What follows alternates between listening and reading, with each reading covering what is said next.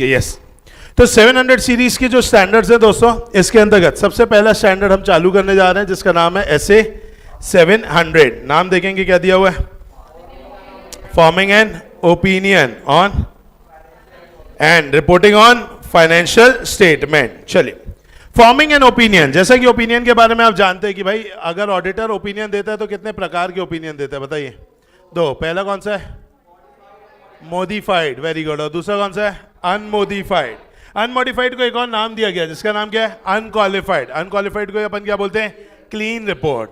याद आ रहा है, ऐसे 700 पूरा का पूरा क्लीन रिपोर्ट के ऊपर है सर। तो फिर मॉडिफाइड रिपोर्ट अपन कहां पढ़ेंगे, 705 में अपन पढ़ेंगे मॉडिफाइड ओपिनियन के बारे में।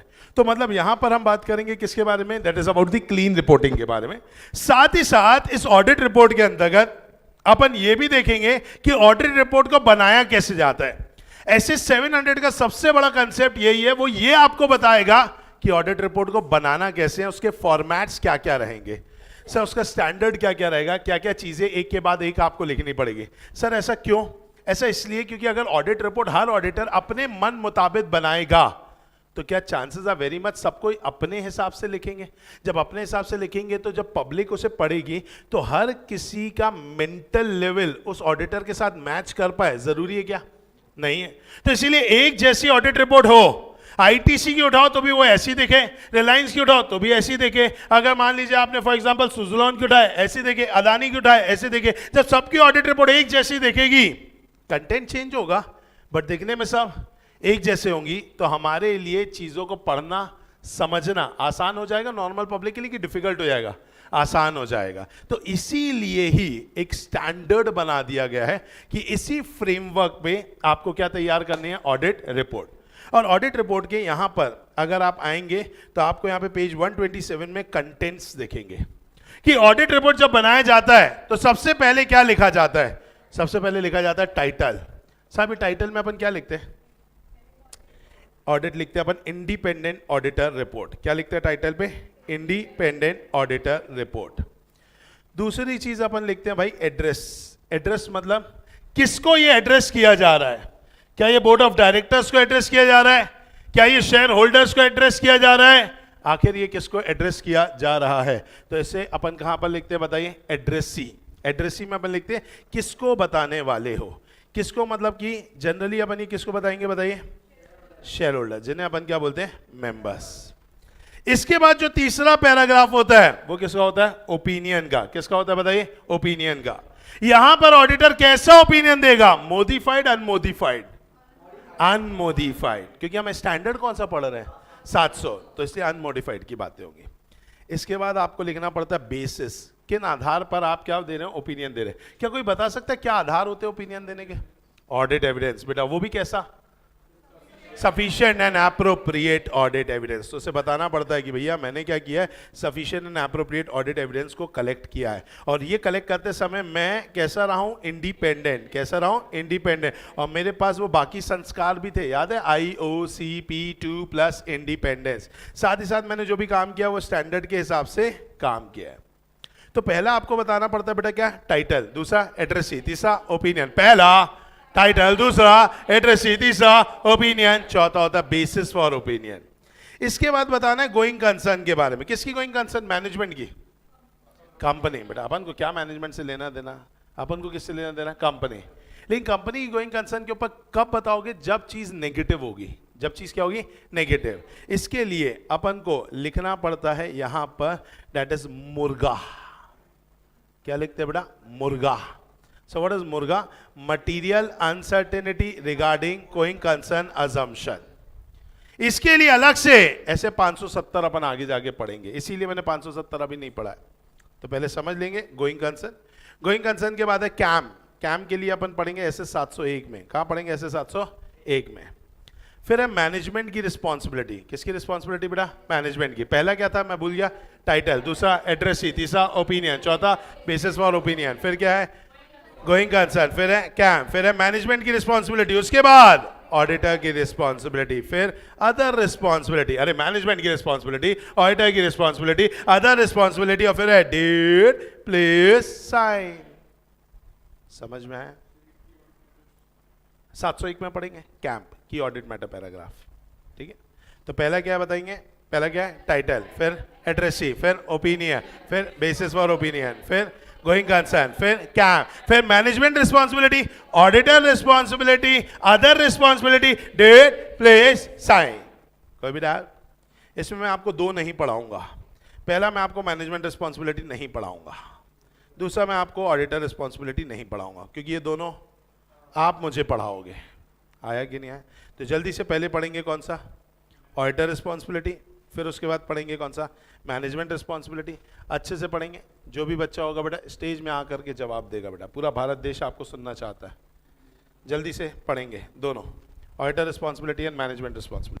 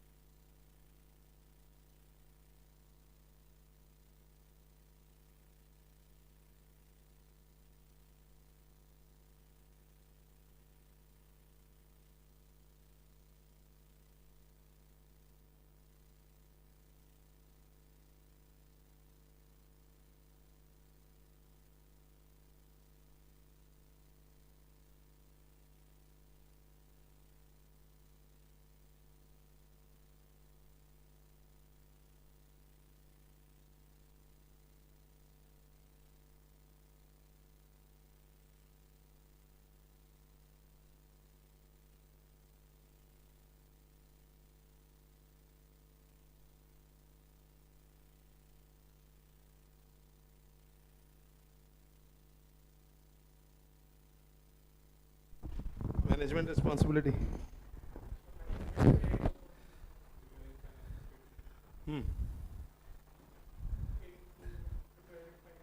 Preparing financial statement, internal control को क्या करना, डिजाइन करना, इंप्लीमेंट करना, very good. Next,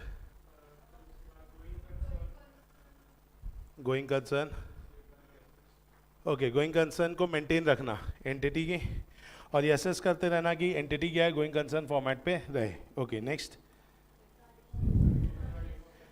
safeguarding of assets करना, वेरी गुड, और फ्रॉड वगैरह को डिटेक्ट करना, प्रिवेंट करना, एप्रोप्रिएट अकाउंटिंग पॉलिसी को लगाना, जजमेंट्स, और क्या करना, बस यही सारे काम किसके बताइए, मैनेजमेंट के। ऑडिटर के क्या काम है, ओपिनियन, ओपिनियन फ्रेम करना उनका काम है। ऑडिट को ऐसे के हिसाब से कंडक्ट करना, एथिकल रिक्वायरमेंट को कंप्लाई करना,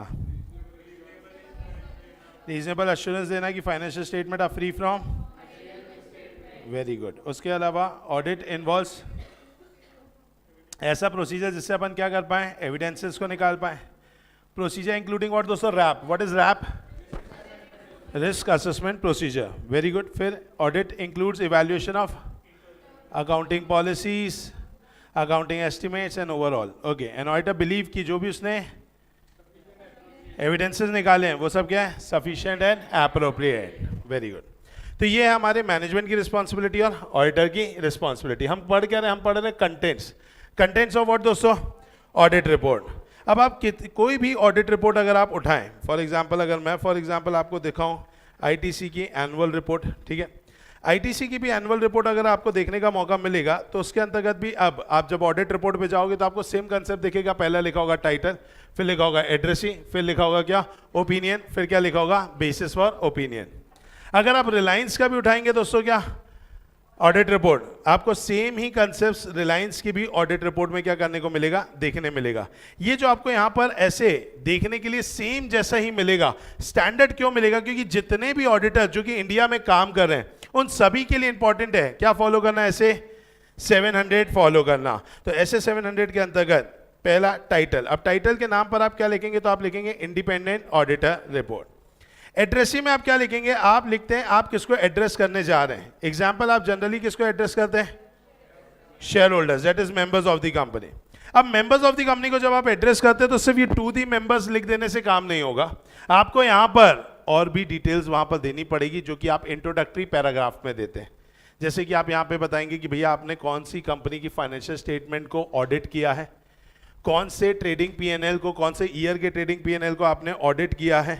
ये सारी छोटी छोटी जो डिटेल्स हैं, ये डिटेल्स भी आपको क्या करनी पड़ती है दोस्तों, यहाँ पर शेयर करनी पड़ती है। तो ये यहाँ पर आप देखेंगे तो क्या लिखा हुआ है कि भाई बेस्ड ऑन दी सर्कमस्टेंसेस आपको of the engagement, law regulation of the terms of engagement may specify to whom the audit report is to be addressed. The auditor report is normally addressed to those for whom the report is prepared. Often ये कौन होते हैं, share holder. फिर मैंने जैसा आपको बताया कि एक इंट्रोडक्टरी पैराग्राफ लिखना पड़ता है जिसमें आइडेंटिफाई करना पड़ता है एंटिटी, कि हम किस एंटिटी का ऑडिट रिपोर्ट बना रहे हैं। जैसे कि आप आईटीसी का बना रहे हैं या आप रिलायंस का बना रहे हैं। फिर बताना पड़ता है कि हाँ, स्टेटमेंट ये देना पड़ता है कि हाँ जो भी ट्रेडिंग पीएनएल बैलेंस शीट है वो हमने क्या किया है, ऑडिट किया है। उसके अलावा identify the title of each statement that comprise financial statement. तो फाइनेंशियल स्टेटमेंट में ट्रेडिंग आता है, पीएनएल आता है, बैलेंस शीट आता है। Refer to the notes including the summary of significant accounting policy and specify the date of period covered by each financial statement. तो date of period मतलब क्या हो जाता है दोस्तों, दैट इज कि भाई अगर अपन बात करें फॉर एग्जाम्पल ट्रेडिंग पीएनएल की, तो ये क्या बनती है, पूरे साल की कि एक दिन की, पूरे साल की, है ना। और बैलेंस शीट कब की बनती है, एक दिन की। तो ये आपको वहाँ पे क्या करना पड़ता है, बताइए, स्पेसिफाई करना पड़ता है। तो ये सारी चीज़ें अगर आप स्पेसिफाई करेंगे तो ही आपकी जो बैलेंस शीट ट्रेडिंग पीएनएल है वो ऑडिट रिपोर्ट में अगर आप डालते हैं तो वो माना जाता है कि ऑडिट रिपोर्ट सही बनी। आइए अभी हमारे सामने ओपन हो ही गया, तो आइए देख लेते हैं भाई, stand alone financial statement, independent auditor report. क्या आपको दिख रहा है, पहला क्या दिया हुआ है, इंडिपेंडेंट ऑडिटर रिपोर्ट। फिर क्या लिखा है, टू दी मेंबर्स। उसके बाद नीचे क्या लिखा है बताइए, ओपिनियन।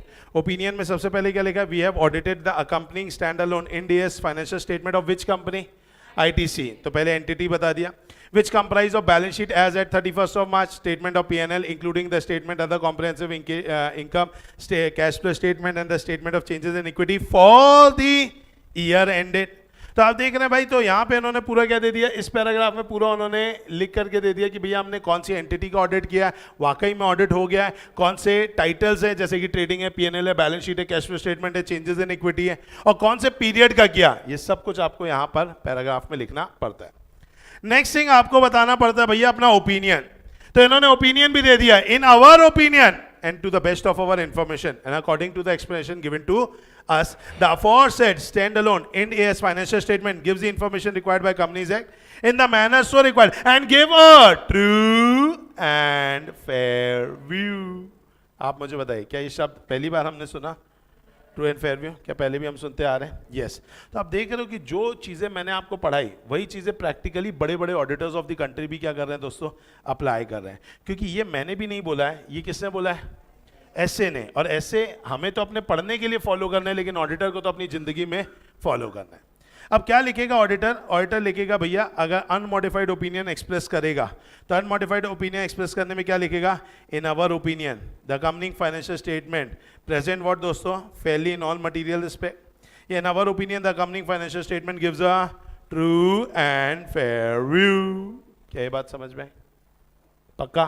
चलिए नेक्स्ट है बेसिस. क्या बेसिस अपन ने पढ़ लिया? किन बेसिस पर दिया जाता है? ऐसे, ethical responsibility, sufficient and appropriate audit evidence. बोलो यस और नो. चलो नेक्स्ट क्या है? Going concern. ठीक है. नेक्स्ट उसके बाद फिर क्या है? कैम, की ऑडिट मैटर्स. की ऑडिट मैटर्स ये अपन कहाँ पे पढ़ेंगे? ऐसे 701 में. मैनेजमेंट रिस्पॉन्सिबिलिटी पढ़ लिया, ऑडिटर रिस्पॉन्सिबिलिटी पढ़ लिया. अदर रिस्पॉन्सिबिलिटी अपन चैप्टर 11 में पढ़ेंगे, जो अपन क्या पढ़ेंगे? कारू. क्या पढ़ेंगे? बोलो कारू. फिर है डेट ऑफ ऑडिटर रिपोर्ट. ठीक है, डेट ऑफ ऑडिटर रिपोर्ट. अब ये लाइन पढ़ो और पढ़ करके बताओ क्या सब सही है क्या?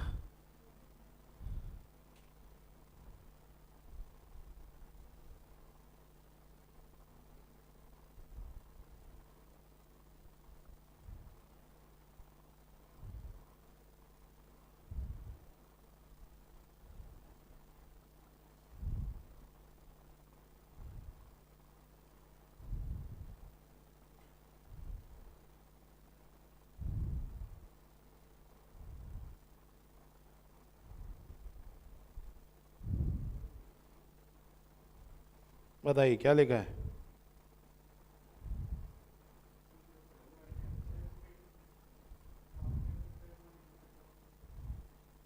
क्या लग रहा है? सही है कि गलत है? क्या गलत है? Very good. तो यहां पे क्या है? इट कैन बी अर्लियर लिखा है, तो आंसर क्या होना चाहिए? It can not be earlier. Date of audit report earlier नहीं हो सकता है.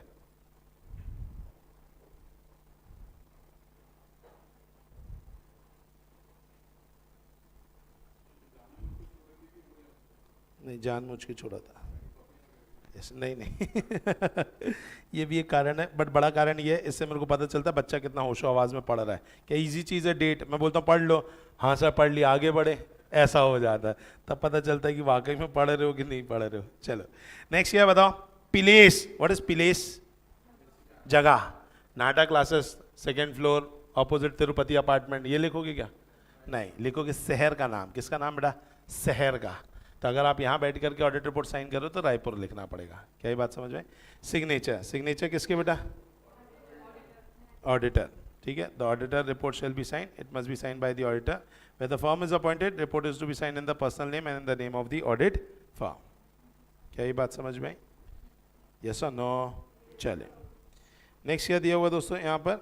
नेक्स्ट दिया हुआ है कि अगर मान लीजिए आप पार्टनर हैं तो आपको मेंशन करना पड़ेगा अपना पार्टनरशिप फर्म का भी एक नंबर, साथ ही साथ अपना भी, और नीचे लिखना होगा आप किसके बिहाफ में साइन कर रहे हैं. तो आप अपने बिहाफ में तो नहीं कर रहे हैं, आप किसके बिहाफ में कर रहे होंगे? फर्म के बिहाफ में. तो आपको वो चीज़ वहाँ पे मेंशन करनी पड़ेगी. क्या ये बात समझ में आई? चल, तो पहला हो गया title, addressee, auditor opinion, basis of auditor opinion. एक पैराग्राफ यहाँ पे और दिया है. क्या दिया है? EMP, जो कि मैंने अभी पढ़ाया नहीं है. फिर नेक्स्ट कौन सा बेटा? मुर्गा फिर कैम, फिर एक पैराग्राफ और आया जिसका नाम क्या है, OMP, other information other paragraph. Okay, उसके बाद responsibility, auditor, location, OMP। Okay, ये फिर क्या है, report on other legal, signature, place और डेट। तो ये जो 6A है ये अदर इन्फॉर्मेशन का, जो कि 720 में है, अपन पढ़ेंगे, जो कि अपना 720 है, अपन नहीं पढ़ेंगे क्योंकि अपने कोर्स का पार्ट नहीं है, बट अपन OMP ज़रूर पढ़ेंगे। तो अभी जो 706 स्टैंडर्ड है, ऐसे 706, इसमें आता है क्या, EMP और OMP, वो अपन वहाँ पर पढ़ेंगे, बट इसका जिक्र अभी मैंने यहाँ पर नहीं किया। क्या ये बात समझ में आ गई? पक्का? अच्छे से? चलो अब ऊपर आएंगे। हाँ जी,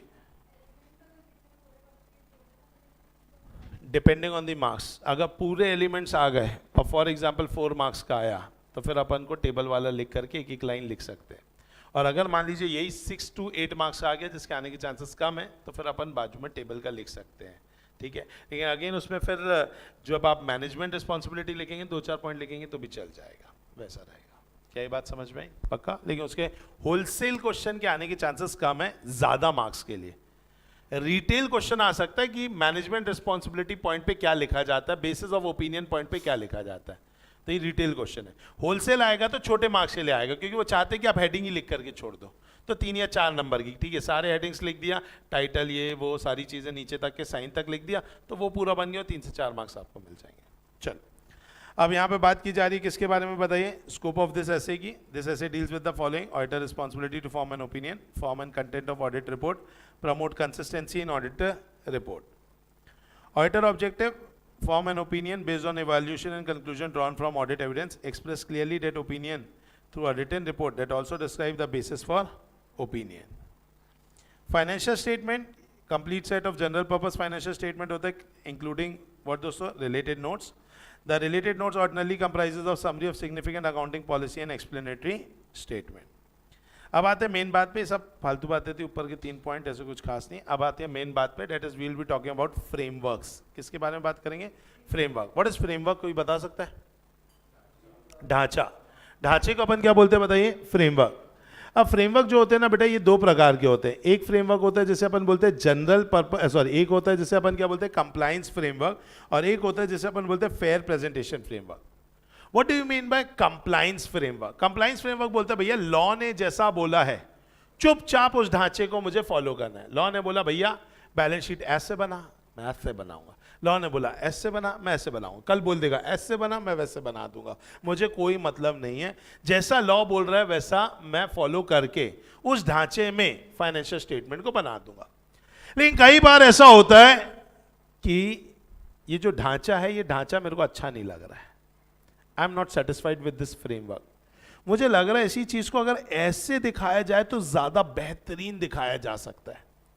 जैसे यार एसेट और लाइबिलिटी को अलग अलग दिखाओ, इससे अच्छा मुझे ऐसा लग रहा है एसेट और लाइबिलिटी को एक साथ दिखा दे, एसेट में से लाइबिलिटी माइनस करते करते करते और जीरो कर दे, ये शायद ज्यादा अच्छा हो सकता है। माइंड भी ऐसा मुझे लग रहा है। तो अगर आपको ऐसा लग रहा है कि मुझे एसेट और लाइबिलिटी को अलग अलग नहीं दिखाना, ऊपर नीचे नहीं दिखाना, साइड बाय साइड नहीं दिखाना, आगे पीछे बस एसेट लिखा लाइबिलिटी लिखा, एसेट लिखा लाइबिलिटी लिखा, एसेट लिखा लाइबिलिटी लिखा, ये दिखाऊंगा तो ज्यादा बेहतरीन समझ में आएगा। अगर आपको ऐसा लग रहा है तो आप चाहें तो फिर जा सकते हैं इस फ्रेमवर्क में भी, और ऐसे फ्रेमवर्क को अपन क्या बोलेंगे? फेयर प्रेजेंटेशन फ्रेमवर्क, जिसमें आप ये दावा करेंगे कि कंप्लायंस फ्रेमवर्क से बेहतरीन रिजल्ट आएंगे। किससे ज्यादा अच्छे रिजल्ट आएंगे? Compliance framework. तो ये क्या बोल रहा है? Financial reporting framework that requires compliance with the requirement of the framework and expressly acknowledges that management may depart from the requirement of framework to achieve fair presentation. क्या ये बात समझ में आई आपको? दूसरा, यहां पे मैनेजमेंट ये भी बोल देता है कि भैया जो डिस्क्लोजर्स हैं मैं वो बियॉन्ड दिखाऊंगा which is specifically required by the framework. मतलब जो नॉर्मल फ्रेमवर्क में जो डिस्क्लोजर्स देने के लिए बोला है मैं उससे ज्यादा बेहतरीन दिखाऊंगा। मतलब मैं क्या यूज नहीं कर रहा, मैं लॉ को यूज नहीं कर रहा, मैं लॉ से थोड़ा आगे बढ़ के जा रहा हूं। इसे अपन क्या बोलेंगे? Fair presentation framework. अब दिमाग लगा के मुझे बताओ ऑडिटर का काम कहां पर बढ़ जाएगा?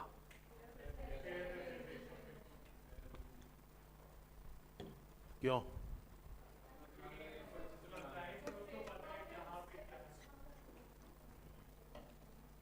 क्या दिक्कत है? अच्छा, कंप्लायंस में पता है, वेरी गुड। हाँ ओके, मैनेजमेंट इसमें अपना दिमाग लगा रहा है, वेरी गुड। मतलब कंप्लायंस फ्रेमवर्क में क्या हो रहा है कि भाई ये पता है ये लॉ ने बनाया है, लॉ ने बनाया है तो उसको पूरी दुनिया फॉलो कर रही है। अब मेरे को भी तजुर्बा आ गया उसका, कहां कहां गड़बड़ियां करते हैं, क्या क्या होता है, वो सब तजुर्बा है मेरे को। तो कंप्लायंस फ्रेमवर्क में मैं इसीलिए क्या करूंगा, मेरे को ज्यादा टेंशन नहीं जाएगी, हाँ भाई लाओ सब आइडिया अपन को, समझ में आ रहा है। लेकिन अगर यहां पे अब अपना दिमाग लगाने लग गया मैनेजमेंट, तो मुझे पहले क्या समझना पड़ेगा, मैनेजमेंट का दिमाग, जो कि अपने लिए आउट ऑफ सिलेबस हो जाएगा। अरे आया कि नहीं आया, क्योंकि मैनेजमेंट ने अपना दिमाग कुछ अलग ही लगाया है। देखो मेरे को तो पता है कंप्लायंस फ्रेमवर्क कैसा होता है, क्या होता है, मेरे को सारा आइडिया उसका। अब पूरी दुनिया कंप्लायंस कर रही है, मेरा दिमाग भी उसके हिसाब से सेट हो गया। अब अचानक से एक नई चीज आ गई है जो मैनेजमेंट मेरे को समझा रहा है, अब मैं कन्विंस हो जाऊं पक्का नहीं है, और मैं भी कन्विंस हो जाऊं तो बाकी पूरी दुनिया कन्विंस हो जाए वो भी पक्का नहीं है। तो यहां पे बहुत ध्यान देना पड़ता है, किसको, ऑडिटर को, समझ में। इसीलिए अगर आप नीचे आएंगे तो मैं आपको एक जगह दिखाऊंगा टाइप्स ऑफ ओपिनियन, क्या दिख रहा है आपको, टाइप्स ऑफ ओपिनियन में देखो, एक दिख रहा है अनमोडिफाइड और एक क्या दिख रहा है, मोडिफाइड, दिख रहा है आपको, यस और नो। चलिए, तो अनमोडिफाइड में क्या बोल रहा है, auditor conclude that financial statement are prepared in all material respect in accordance with applicable FRF। अच्छा यहाँ पे उसके बारे में नहीं दिया है क्या, सॉरी, आपको थोड़ा ऊपर आना पड़ेगा, सॉरी मैं गलत, आपको वो वाला तो पॉइंट एक नॉर्मल पॉइंट था, जो पॉइंट मैं पढ़ा रहा था वो यहाँ है। In case of fair presentation framework, ऊपर देख रहे हैं पेज 127 में क्या बोल रहे हैं, in fair presentation framework he shall also consider overall presentation, structure and content of financial statement. क्या क्या देखना पड़ेगा बताओ, overall structure, presentation and content of financial statement, and whether financial statement represent underlying transaction and events so as to achieve fair presentation। आया कि नहीं आया, तो अब यहां पे अपना वर्क क्या हो जाता है बताइए, बढ़ जाता है। चलो अब ऊपर ही आ जाओ, forming an opinion of financial statement, इसके लिए क्या करना पड़ेगा, ऑडिटर को चेक करना है that financial statement are prepared in all material respect in accordance with applicable FRF, whether he has obtained reasonable assurance that financial statements are free from material misstatement, whether due to fraud or whether due to error. In forming such opinion, auditor को क्या consider करना है, sufficiency and appropriateness of audit evidence, materiality of incorrect। आप ये समझो एक एक point, चलो जल्दी से पीछे से चालू करते हैं। वेरी गुड, भूमिका बताओ पहला पॉइंट, ओपिनियन फॉर्म करने के लिए ऑडिटर को क्या करना है सबसे पहले, okay sufficient and appropriateness of audit evidence देखना है कि ऑडिट एविडेंस सही है या नहीं। Okay next, Hrithik, of uncorrected miss statement, मतलब जो मिस स्टेटमेंट क्या रह गई है, अनकरेक्ट, उनकी कितनी मटीरियलिटी, अगर उनकी मटीरियलिटी ज्यादा है तो हमारा ओपिनियन मोडिफाइड हो जाएगा। अरे यस और no, yes. Okay third point, financial statement में जो डिस्क्लोजर्स दिए वो कितने अच्छे से दिए, कितने एडिक्वेट है, क्या सारे डिस्क्लोजर दिए कि नहीं दिए। नेक्स्ट, ओके अकाउंटिंग पॉलिसी एक जैसी होनी चाहिए ना, WDV SLM ऐसा खेल सकते क्या, नहीं। नेक्स्ट, रीजनेबलनेस, साक्षी बताइए क्या लिखा है,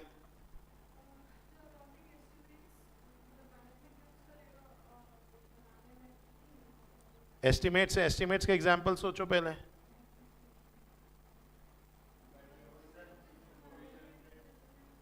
प्रोविजन फॉर DD, क्या होता है DD, डाउटफुल डेट।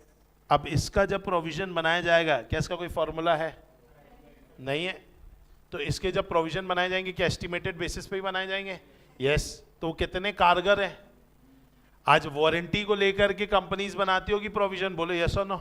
आज एप्पल बोलती है भैया ठीक है, आप फॉर एग्जांपल क्या करिए, फोन लेकर के जाइए, 1 साल में कुछ होगा, हम बैठे पीछे, तो भाई होता ही है फोन को।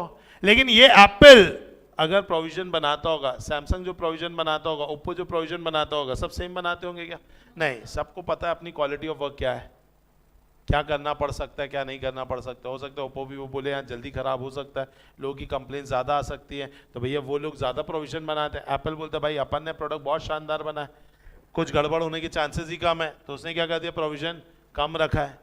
क्या ये बात समझ में आई कि नहीं है। ओके नेक्स्ट, और ओके कितनी रिलायबल है, कितनी रिलेवेंट है, N adequate disclosure in the financial statement, बोलो पक्का। चलिए इसके बाद इवैल्यूएशन बाय द ऑडिटर, इसको आप होमवर्क लिख सकते हैं, ठीक है। चलिए बताइए क्या ऐसे 700 में चीजें समझ में आई, अब इसमें क्वेश्चन आने के चांसेस किस इसमें, पहला एक छोटा क्वेश्चन आ सकता है ये फ्रेमवर्क के ऊपर 2 नंबर का, एक क्वेश्चन आ सकता है कंटेंट ऑफ व्हाट दोस्तों, ऑडिट रिपोर्ट के ऊपर, समझ में। इसमें होलसेल और रिटेल दोनों क्वेश्चन आ सकता है, होलसेल आएगा कम मार्क्स का, रिटेल आएगा तो भी आएगा कम ही मार्क्स का, बट वो एक पर्टिकुलर पॉइंट के ऊपर हो जाएगा। हाँ, टाइप्स ऑफ ओपिनियन के ऊपर बताना है ये बोल रहा हूं, ओके समझा देता हूं मैं। चलो, इसके अलावा अगर हम बात करें तो और किसी चीज के ऊपर ऐसा क्वेश्चन आने के चांसेस नहीं है। चलो, टाइप्स ऑफ ओपिनियन, एक बच्चे की इच्छा है ये समझा दिया जाए, तो आइए टाइप्स ऑफ ओपिनियन के बारे में अपन ने बहुत पहले ही पढ़ लिया था, अगर आपको याद हो तो। याद है, मैंने आपको बताया था ओपिनियन होते हैं 2 प्रकार के, एक होता है कौन सा, मोडिफाइड, और एक होता है अनमोडिफाइड। Very good. अगर हम बात करें मोडिफाइड की, तो मोडिफाइड में भी कितने प्रकार के होते हैं बताइए, 3 प्रकार के होते हैं। Very good. पहला होता है क्वालिफाइड, दूसरा क्या होता है, और तीसरा क्या होता है। चलिए, जो मोडिफाइड में अगर हम बात करें क्वालिफाइड की, तो क्वालिफाइड क्या बोलता है, क्वालिफाइड ये बोलता है कि भैया छोटा सा हिस्सा में मिस स्टेटमेंट है, बाकी एकदम सही है। भाई सिंपल कंसेप्ट है, ट्रेडिंग पीएनएल बैलेंस शीट, हर चीज तो खराब नहीं हो सकती ना। खराब होगा तो हमारा सेल्स का फिगर होगा, खराब होगा तो परचेज का फिगर होगा, खराब होगा तो डेटर का फिगर होगा, क्रेडिटर का फिगर होगा। तो क्रेडिटर का फिगर छोड़ दो, बाकी सब कुछ एकदम सही है, इसे अपन क्या बोलेंगे, क्वालिफाइड। सब कुछ बर्बाद है, डेटर बोलो, क्रेडिटर बोलो, इनकम बोलो, एक्सपेंस बोलो, एसेट बोलो, लाइबिलिटी बोलो, सब बर्बाद करके रख दिया है, तो ये क्या हो गया, एडवर्स। मतलब इन दोनों के अंदर सिर्फ किस चीज का अंतर है, उनकी क्वांटिटी, परवेसिवनेस, इसे टेक्निकल वर्ड क्या बोलेंगे, परवेसिवनेस। परवेसिवनेस ज्यादा है एडवर्स, परवेसिवनेस कम है क्वालिफाइड। नहीं आ रहा, आ गया। फिर हो जाता है डिस्क्लेमर, जहां पे मैं बोल ही नहीं सकता ओपिनियन क्या दूं, मुझे समझ ही नहीं आ रहा क्या ओपिनियन दूं। तो कुछ भी काय को समझ नहीं आ रहा आपको, अरे भाई मेरे को इन्होंने एविडेंस ही नहीं दिया, अभी तो पढ़ा, ओपिनियन देने के लिए क्या चाहिए, अब इनके एविडेंस ही नहीं है। साहब क्यों नहीं है, इनकम टैक्स की रेड पड़ी थी, पूरे कागज पत्तर लेके चले गए, मैं किससे चेक करूं। आया समझ में। आग लगी थी, सारे कागज पत्तर जल गए, मैं कहां से चेक करूं। बाढ़ आई थी, सब पानी पानी हो गया, मैं कहां से चेक करूं। आया कि नहीं, क्या नहीं है इनके पास, एविडेंस नहीं है, तो दैट इज डिस्क्लेमर। इन तीनों चीजों की बातें कहां पर होगी, 705 में। और एक होता है अनमोडिफाइड, जो बोलता है भैया सब कुछ सही है, उसकी बात कहां होती है, 700। तो 700 वाली बात अपनी हो चुकी है, अब हमें कहां चलना पड़ेगा, 705 में। लेकिन 705 की अगर मैं बात करूं तो वो बातें काफी लंबी जा सकती है, इसीलिए अभी अपन 705 को कूदते हुए अपन चलेंगे कहां पे, 706 में। 706 एक अच्छा पैराग्राफ, 2 पैराग्राफ के बारे में बात कर रहे हैं। एक पैराग्राफ है ईएमपी और एक पैराग्राफ है ओएमपी। एक क्या है, emphasis of matter paragraph. EMP बोले तो emphasis of matter paragraph, OMP बोले तो अदर मैटर पैराग्राफ। तो 2 पैराग्राफ है ईएमपी और ओएमपी। सर इसको थोड़ा समझाओ। अगर मैं बात करूं बेटा ईएमपी और ओएमपी की, तो मैं पहले आपको अपनी बुक और अपने पढ़ाने के मेथड से समझाऊंगा, भूल जाओ ऑडिट। कई बार अभी ऐसा हुआ, जैसे ही मैंने ऐसे 700 पढ़ाया और मैंने बोला बेटा फ्रेमवर्क में से क्वेश्चन आ सकता है, आपने क्या किया, इंपॉर्टेंट लिख दिया। इसका मतलब यह है कि मेरी किताब में बाकी जो लिखा है वो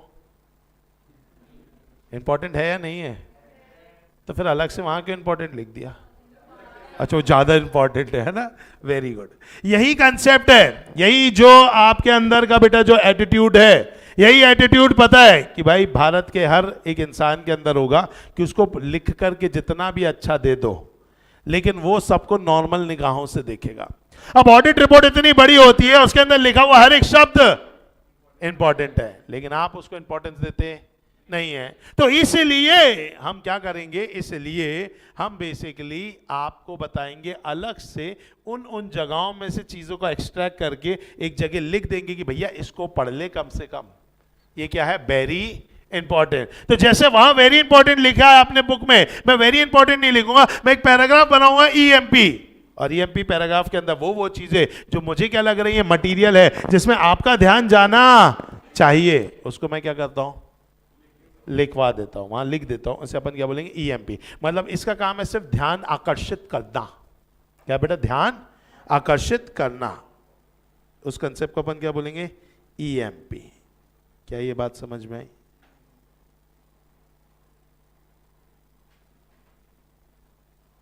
तो ध्यान आकर्षित करना इज ईएमपी। ओएमपी ये बोलता है कि भाई ये चीज इंपॉर्टेंट थी लेकिन ये कहीं लिखी नहीं है, ये चीज इंपॉर्टेंट है बट कहीं लिखी नहीं है, मैं अलग से लिख करके आपको बता रहा हूं, नहीं तो आप उसको गलत मान लोगे, आप उस चीज को गलत समझ लोगे। वो कहीं लिखी नहीं है, लेकिन कुछ चीजें होती है ना कि देख करके अपन और भी प्रिजम्पशन बना लेते हैं, कुछ चीजें नहीं लिखी होती। जैसे आपने एक फोटो देखी शादी की, उससे आपने क्या प्रिज्यूम कर लिया, शादी हुई है, वेरी गुड। अब बताया नहीं गया कि शादी हुई है, सिर्फ फोटो दिखाया, तो आपको क्या लग गया, शादी भी हुई, खाना भी मिला, लेकिन हमको नहीं बुलाया। अरे आए कि नहीं, ये प्रिजम्पशन बना लिया आपने। फेसबुक में आपने अपने दोस्त का देख लिया तो आपने बोला भाई इसने तो शादी भी कर ली, इसने रिसेप्शन भी दिया, लेकिन हमको नहीं बुलाया। तो एक ही फोटो से 3-3 काम हो रहे हैं। समझ में आ रहा है कि नहीं आ रहा है? तो आज अगर बात की जाए तो वैसे ही जब आप पूरी की पूरी ऑडिट रिपोर्ट पढ़ोगे, आपके मन में कुछ कुछ प्रिजम्पशन बैठ जाएंगे। लिखे नहीं है वहां पे, वहां लिस्ट थोड़ी ना लिखा मेरा रिसेप्शन हुआ था, हो सकता है कोर्ट मैरिज किया हो। अरे आया कि नहीं आया, लेकिन आपने वो प्रिजम्पशन बना लिया है, तो उस प्रिजम्पशन को हम अलग से एक जगह पर लिख देते हैं और आपको उस चीज के लिए क्लैरिफिकेशन देते हैं। मतलब OMP is for clarification for that thing which is not present in the financial statement या ऑडिट रिपोर्ट। ऑडिट रिपोर्ट या फाइनेंशियल स्टेटमेंट वो बात लिखी नहीं है, लेकिन तुम कुछ भी सोच सकते हो। यस, ऑब्जर्वेशन के बेसिस पर आप कुछ भी सोच सकते हो, तो हम आपको क्लैरिफिकेशन देना चाहते हैं। कुछ समझ में आ रहा है कि नहीं आ रहा है? आज अगर मैं बात करूं आईटीसी, नहीं फीडबैक नहीं होगा। फीडबैक के लिए एक और मैं आपको बता सकता हूं, लेकिन ये फीडबैक नहीं है, ये अपने आप को बचाने की कोशिश है बेटा। अरे आया कि नहीं आया, वो बंदा क्या करेगा, शादी की फोटो डालेगा, उसके बाद वो भी लिख देगा had a very good court marriage. समझ में आया? वो ये बताने की कोशिश कर रहा है कि मैंने रिसेप्शन नहीं दिया, तो ये मत बोलना सब लोग कि बुलाया नहीं, दोस्ती तोड़ दी। समझ में आया कि नहीं? तो वो एक तरीके का क्या है, क्लैरिफिकेशन है। समझ में आया? तो वैसे ही ये वाला भी है। अब जैसे यहां पे दिए कंसोलिडेटेड फाइनेंशियल स्टेटमेंट, समझते हैं आपको कंसोलिडेटेड फाइनेंशियल स्टेटमेंट क्या होता है बेटा? ये सब्सिडरी, जॉइंट वेंचर, सब कुछ मिला जुला करके ये बनता है। जैसे कि भैया यहाँ पे कंसोलिडेटेड फाइनेंशियल स्टेटमेंट में अगर अपन बात करें तो इनका इस बार का कितने का टर्नओवर है बेटा? कितने का है? 78,498 रुपए का बेटा। अच्छा करोड़, सॉरी वही मैंने कहता तो मेरा दिन का है। चलिए आइए, तो अगर अपन बात करें तो कहीं ना कहीं अगर बात की जाए तो 78,000 अगर इनका क्या है, करोड़ का क्या बताइए टर्नओवर है फॉर एग्जांपल, तो ऑन दैट बेसिस अगर अपन बात करें बेटा तो आईटीसी का ये कंसोलिडेटेड है। ये इनके जितने भी धंधे हैं, चाहे वो सिगरेट बोलो, एफएमसीजी बोलो, आप इनका होटल बोलो, आप इनका पेपर बोलो, इनका सॉफ्टवेयर बोलो, सबका है। अब इसकी भी क्या बनी है, क्या बनी होगी? ऑडिट रिपोर्ट बनी है। आइए कहाँ बनी ऑडिट रिपोर्ट, देखिए बेटा।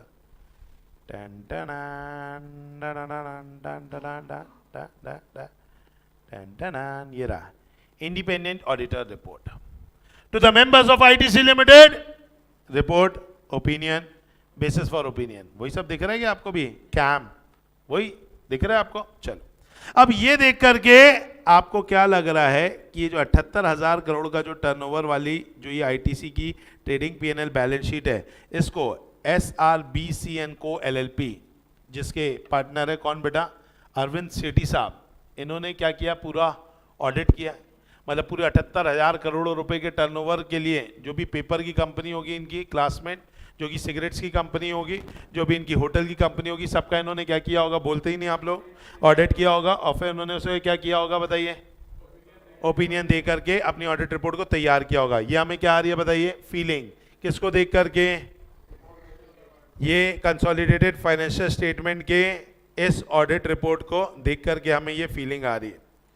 और क्योंकि इन्होंने ऐसा नहीं किया इसीलिए इन्होंने अदर मैटर पैराग्राफ डाल दिया। क्या लिखा है? We did not audit the financial statement and other financial information respect of 22 subsidiaries. भाई सब्सिडरी का ऑडिट हमने नहीं किया साहब।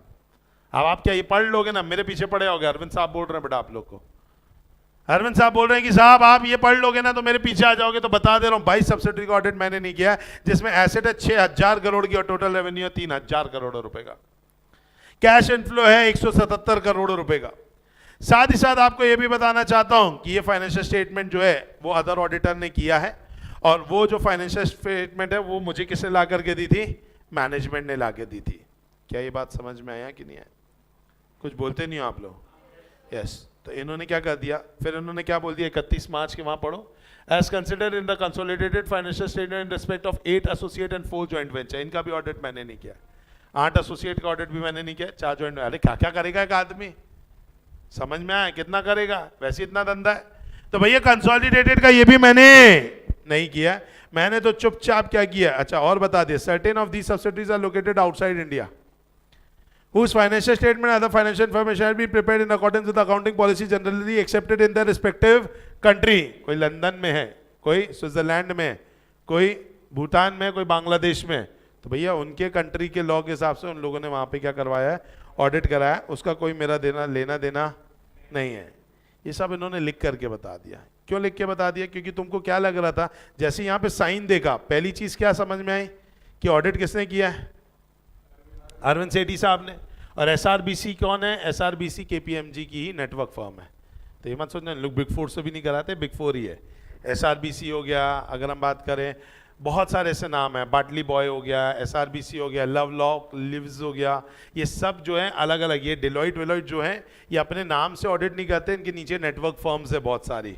तो उसमें एसआरबीसी भी जो है एक नेटवर्क फर्म है केपीएमजी की, उसमें एसआरबीसी एंड को भी है, एसआरबीसी एंड एसोसिएट्स भी है, एसआरबीसी ए एंड डी को भी है, एसआरबीसी ए एंड डी एसोसिएट्स भी है। ऐसी 4 है। उन्होंने एंड को भी खेला है बेटा, एक में पूरा एंड लिखा है जो साइन वाला, और एक में लिखा है ए एंड डी। तो ऐसी अलग अलग 4 इन्होंने नेटवर्क फॉर्म बनाई है, ठीक है। तो केपीएमजी के ही बच्चे हैं, तो बिग फोर में ही आते हैं, ठीक है। तो अब इन्होंने क्या किया है, इन्होंने बेसिकली उसको क्या किया है? साइन किया है। क्या ये बात समझ में आया कि नहीं आया? पक्का? ओके। तो अगर आप देखेंगे तो इन्होंने अदर क्या कर दिया, मैटर पैराग्राफ डाल करके उन्होंने अपनी बात यहाँ पर रख दी। क्या आपको बात समझ में आई? तब आप फटाक से पढ़ेंगे क्या, what is the difference between EMP and OMP. जल्दी से देखेंगे और पढ़ेंगे क्या लिखा है। ईएमपी और ओएमपी के बीच में क्या डिफरेंस है? पहला डिफरेंस पढ़ेंगे।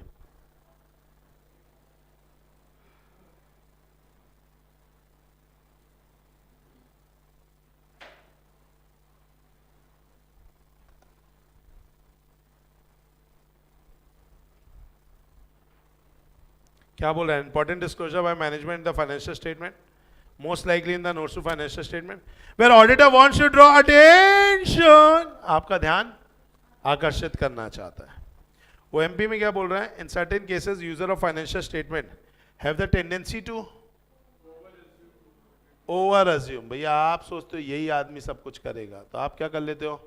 ओवर अज्यूम कर लेते हो। तो इसीलिए मैं आपको बताना चाहूंगा कि भैया ओवर अज्यूम मत करो।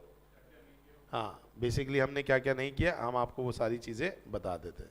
तो इसलिए पढ़ेंगे क्या लिखा हुआ है।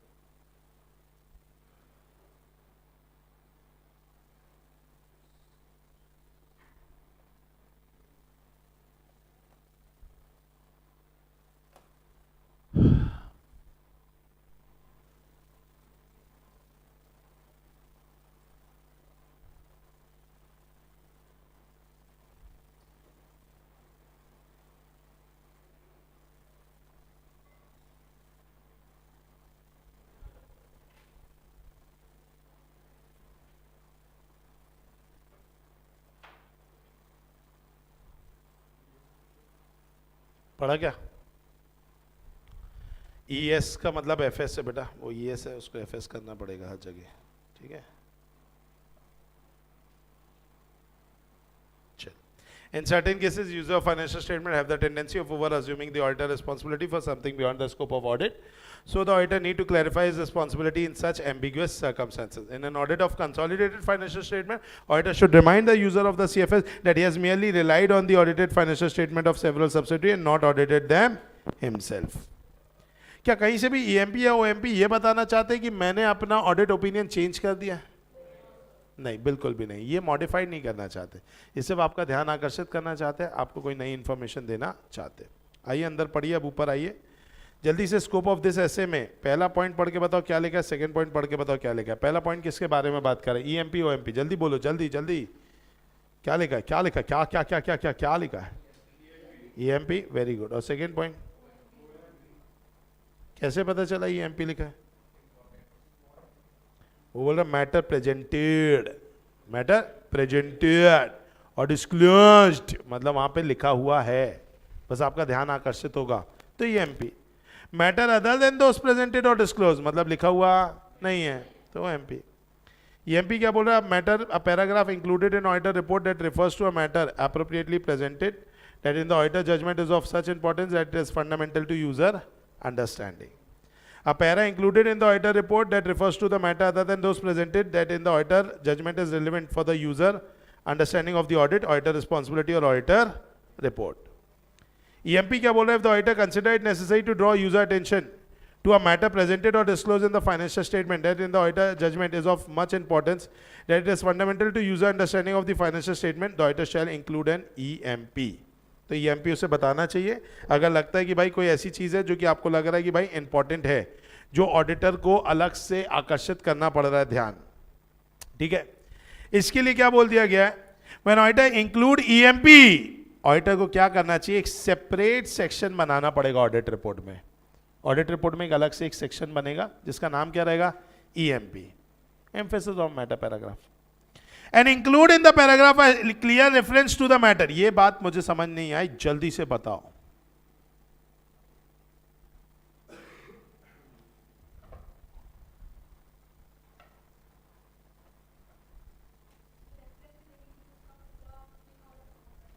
Very good. तुम पूरा तो कॉपी पेस्ट यहां नहीं करोगे ना यार, जितना वहां लिखा है। अगर आप बोले सर एक इंपॉर्टेंट टॉपिक बता दीजिए कौन कौन सा इस चैप्टर में से पढ़े, इतना सारा पढ़ा दिया, तो मैं बताऊंगा ठीक है बेटा पेज नंबर 7.2 पे जाना, पैराग्राफ नंबर 3, पेज नंबर 7.5 में पैराग्राफ नंबर 1, मैं यही लिखवाऊंगा आपको एक जगह पर। क्या मैं आपको एक अलग से बोल दूं बेटा जो जो बोल रहा हूं कॉपी पेस्ट कर लो और एक जगह पर ले आओ, नहीं ना, वो तो फिर डबल ट्रिपल हो जाएगा अपने पास। तो अगर मुझे इंपॉर्टेंट कंसेप्ट के एक नोट्स देने हैं तो मैं आपको पेज नंबर दे दूंगा, पैराग्राफ नंबर बता दूंगा, वहां पर जाकर के आपको फुल रेफरेंस मिल जाएगा, पूरी चीज मिल जाएगी। तो वो यही बोल रहा है कि यहां ईएमपी में सिर्फ रेफरेंस लिखना है कि go to this this this paragraph, there you will find all the detail about this, और ध्यान आकर्षित किया जा रहा है, बस इतनी सी बात है। एंड इंडिकेट कि ऑडिटर ओपिनियन क्या नहीं है बेटा, मॉडिफाइड नहीं है।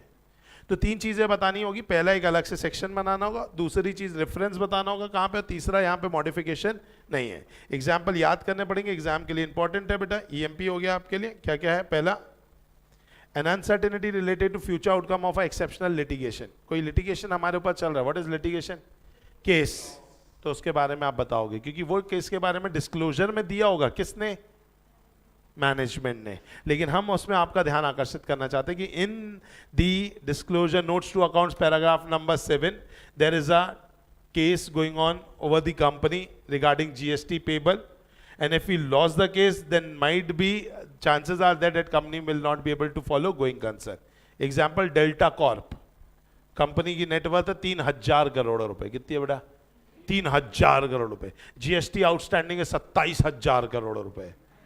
जीएसटी कितना आउटस्टैंडिंग है, it's a delta Corp, it is a company जो कि लिस्टेड है स्टॉक मार्केट में। समझ में आ रहा है, 3000 करोड़ का तो नेटवर्थ है कंपनी का, और अभी कंपनी के ऊपर लाइबिलिटी निकाल के बैठ गया जीएसटी 27,000 करोड़ की, कहाँ से दे पाएगा बेटा। 9 बार कंपनी को जन्म लेना होगा, मरना होगा, जन्म लेना होगा, मरना होगा, तब जा करके दे पाएंगे। अरे आया कि नहीं आया, पक्का, अच्छे से चलिए। फिर क्या है भाई, a significant subsequent event that occur between the date of financial statement and date of auditor report। ये बात मैं आपको अभी ना पढ़ा करके आपको बताऊंगा, जब मैं आपको क्या पढ़ाऊंगा, ऐसे 560 सब्सिक्वेंट इवेंट, तब आपको ये बात के बारे में ज़्यादा बेहतरीन पता चलेगा। ओके, नेक्स्ट थिंग क्या लिखा हुआ है दोस्तों यहाँ पर, early application of a new accounting standard. ये क्या होता है बेटा,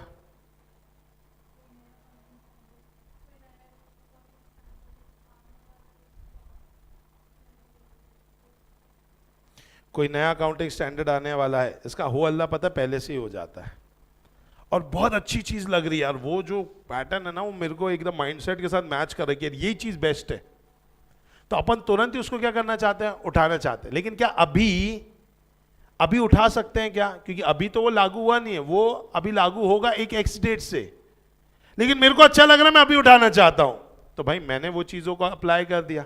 तो ईएमपी में अपन बताएंगे उन्हें कि भाई ये वाली जो चीज़ है ये नए अकाउंटिंग पॉलिसी के हिसाब से क्या की गई है, बनाई गई है।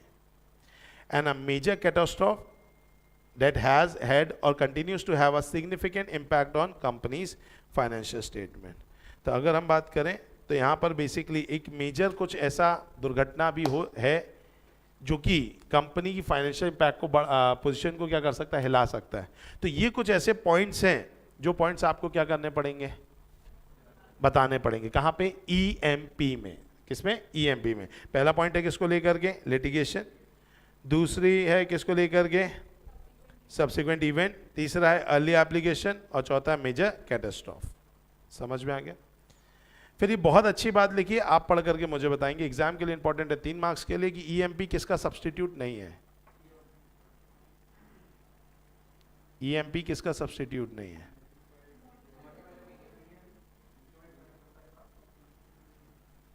EMP is not a substitute for. ऐसा नहीं हो सकता कि कहीं पे मॉडिफाइड ओपिनियन देना हो तो आप सोचो मैं ईएमपी दे दूं, नहीं, वो ऐसा नहीं। मॉडिफाइड ओपिनियन देने का एक पूरा तरीका है 705 में, वैसे ही देना है। ये ध्यान आकर्षित करने के लिए है, ये मॉडिफाई करने के लिए नहीं है।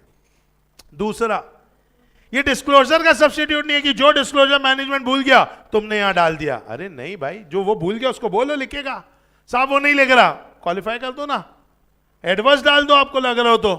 अरे आपका काम ठीक करना थोड़ी ना कि वो वहां भूल गया चलो यहां लिख देते, ऐसा नहीं हो सकता, वो आपका काम नहीं है। आप ध्यान आकर्षित करो, ठीक है, आप तो ओपिनियन देख करके भी ध्यान आकर्षित कर सकते हो, ये कोई तरीका थोड़ी ना ध्यान आकर्षित करने का। तो आप डिस्क्लोजर भी नहीं है। और लास्ट थिंग क्या है, हाँ, गोइंग कंसर्न को लेकर के आप यहां नहीं लिखेंगे क्योंकि उसके लिए अलग से एक और पैराग्राफ है जिसका नाम क्या है, मुर्गा। मुर्गा में तो आपको लिखने का मौका मिल ही रहा है ना, material uncertainty regarding going concern. और साथ ही साथ ये काम वैसे भी किसका है डिस्क्लोजर में देने का, मैनेजमेंट का, तो वो देंगी ना। तुम काहे को उंगली कर रहे कि ईएमपी में लिख दे रहे। और अगर उन्होंने वहां लिख दिया, तुम बोल रहे मैं ध्यान खींचूंगा, तुम यहां क्यों ध्यान खींचो, तुम गोइंग कंसर्न वाले पॉइंट पे करो ना यार। हो सकता है आदमी के लिए इंपॉर्टेंट गोइंग कंसर्न हो गया, गोइंग कंसर्न वाले पैराग्राफ में मिला ही नहीं, वो लौट के आ गया, पता चला ईएमपी में लिखा था तुमने, तो गड़बड़ हो जाएगा ना। जिसकी जहां जगह वहां लिखो। गोइंग कंसर्न के लिए दिया मुर्गा पैराग्राफ, तो उसमें लिखो ना, तुम ईएमपी में क्यों लिख रहे हो। तो आप, it is not a substitute for reporting in accordance with ऐसे 570। सो 570 किसके ऊपर है, गोइंग कंसर्न, जो भी अपन ने अभी पढ़ा नहीं है। समझ में आया, पक्का।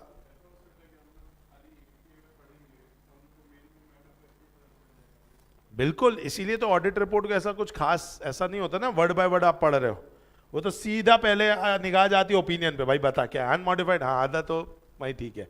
फिर अपन को कोई मतलब नहीं, ऑडिटर की क्या रिस्पॉन्सिबिलिटी, मैनेजमेंट की क्या रिस्पॉन्सिबिलिटी, डेट प्लेस साइन कोई मतलब नहीं। तुमने देखा क्या कौन सी डेट पे साइन हुआ, नहीं। आईटीसी का भी मैं आपको बस दिखाया क्यों, क्योंकि मेरे को एसआरबीसी के बारे में बताना था, नहीं तो मैं वो भी नहीं दिखाता किसने साइन किया क्या किया, भाई ओपिनियन आ गया ना बस, ठीक है, सही आया ना बस, तो वही है। और ज्यादा हुआ एक बार ईएमपी देख लिया बस, कि कुछ और तो नहीं है कोई देखने लायक बात, बस 2 पढ़े खेल खत्म हो गया अपना। जनरली यही होता है। इसी तोड़ के लिए ऐसे 701 भी आया कि तुम्हें पूरा पढ़ाने के लिए मजबूर कर दे। वो क्या है वो पॉइंट अपन कल की क्लास में देखेंगे, बट 701 इसीलिए ये क्योंकि मोनोटोनसी आ गई थी। लोग ओपिनियन पढ़ते थे, ईएमपी पढ़ते थे, बंद कर देते। 400 पन्ने का काय को भेजा फिर तुमको, काय को इतनी मेहनत से पूरा अंग्रेजी लिख रहे हैं, तो इज्जत तो देनी पड़ेगी ना। तो इसमें 701 ने एक बड़ा अच्छा काम किया जो कि अपन कल की क्लास में देखेंगे, बट अभी आ जाएंगे। चलो नेक्स्ट कंसेप्ट क्या बताइए, ओएमपी। ओएमपी में क्या लिखेंगे अपन, ओएमपी में क्या लिखेंगे, कुछ ऐसी चीजें ऑडिटर को जो लगता है कि भैया जो कि प्रेजेंट नहीं की गई है, डिस्क्लोज नहीं की गई है फाइनेंशियल स्टेटमेंट में, लेकिन इन्हें हमें बताना जरूरी है, तो हम कहां पर लिख देंगे, ओएमपी में। समझ में आया कि नहीं आया, चलिए क्या लिखा है, if the auditor consider it necessary to communicate it, consider it necessary to communicate a matter other than those that are presented or disclosed in the financial statement, that in the auditor judgment is relevant to user understanding of the audit, the auditor responsibility of the auditor report, the auditor shall include an OMP in the auditor report। क्या ये बात समझ में आया। Separate section OMP का भी बनाना पड़ेगा। अच्छा, OMP में तुम कुछ अलग बात करने जा रहे हो, बताइए। एक बच्चे ने नहीं बोला है, नहीं, तो हाँ हो गया, अब 2 बार नहीं बोलने से। चलिए आए, तो अगर अपन बात करें बेटा, तो अगर बात की जाए तो भाई ओएमपी में आप कुछ नया डालने जा रहे हो और नया एकदम से डालोगे तो क्या क्या एक बार मैनेजमेंट और टीसीडब्ल्यूजी से बात करना चाहिए कि नहीं? देखो ध्यान आकर्षित करना अलग बात है, कुछ नया ही पॉइंट ला देना एक अलग बात है ना यार। तो एक बार कम्युनिकेट करो किससे? टीसीडब्ल्यूजी से। क्या ये बात समझ में आई? पक्का? तो वही लिखा है कम्युनिकेट विद टीसीडब्ल्यूजी, नीचे भी वही लिखा है कम्युनिकेट विद टीसीडब्ल्यूजी। आपको जो पसंद है वो पढ़ सकते हैं बेटा, ठीक है? दोनों पैराग्राफ सेम ही है, ठीक है? यस, तो दोनों में से आपको जो पसंद आएगा बेटा, आपके लिए चॉइस है, मतलब कितना करूं मैं आपके लिए बेटा। चलिए, क्या ये बात समझ में आ गई आपको? पक्का? चलिए,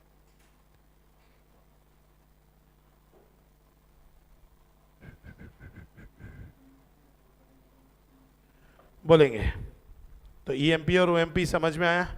ईएमपी पैराग्राफ ध्यान आकर्षित करने के लिए, ओएमपी कुछ नया होता है। ईएमपी में पहले से ही जो लिखा है उसको दिखाते हैं, ओएमपी में कुछ नया लिख करके दिखाते हैं। ये सब्स्टिट्यूट नहीं है डिस्क्लोजर के, ये सब्स्टिट्यूट नहीं है मॉडिफाइड ओपिनियन के, और साथ ही साथ इनको लिख देने से और क्या था एक और पॉइंट?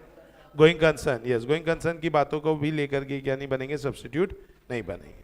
चलो, ये सारी बातचीत अपनी हो गई। कल की क्लास में अपन मिलेंगे, कल की क्लास में अपन पढ़ेंगे ऐसे 705 और 701।